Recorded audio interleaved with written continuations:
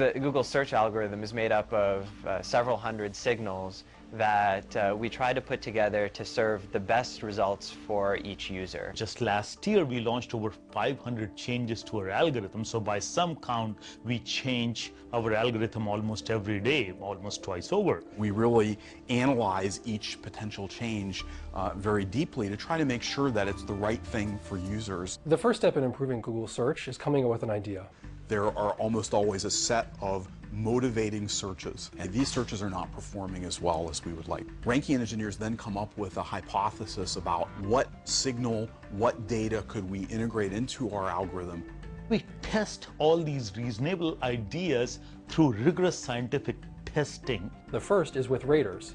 These are external people that have been trained to judge whether one ranking is more relevant and higher quality than another. We show these raters side by side for queries that the engineer's experiment might be affecting. We also confirm these changes with live experiments on real users. And we do this in something that's called a sandbox. We send a very small fraction of actual Google traffic to the sandbox. We compute lots of different metrics. In 2010, we ran over 20,000 different experiments. All the data from the human evaluation and the live experiment are then rolled up by a search analyst. For each project, it's usually one analyst assigned from the moment that we're talking to the engineers, trying to learn about their change. And the impact is quite small, as you see. We then have a launch decision meeting where the leadership of the search team then looks at that data and makes a decision. That surely we should fix. Ultimately, the goal of the search eval analyst team is to provide an informed, data-driven decision and present an unbiased view. Okay, so not approved, the team will understand what's happening. If our scientific testing says this is a good idea for Google users, we will launch it on Google. For many years now, Google has been offering spelling suggestions for queries that contain typos or misspellings.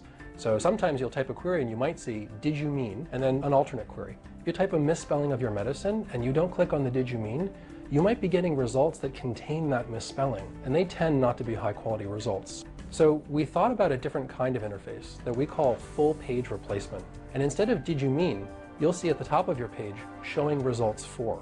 And in the case that we made a mistake, there's another link, search instead for, and it has the query that you typed. We call that link the escape hatch. For every time a user had to click that escape hatch because the spelling algorithm made a mistake, we wanted to make sure that there were 50 other times that they got the right spelling suggestion and they didn't have to click the did you mean. And they were also looking to see in the live traffic data how often were users clicking on that escape hatch to make sure that the user signal that we get from live experiments was lining up with the signal that we get from our rater evaluations. We brought it to launch committee, and based on the rater evaluations and the live experiments, it was pretty clear that the engineers had done what they were supposed to do, and so we launched it.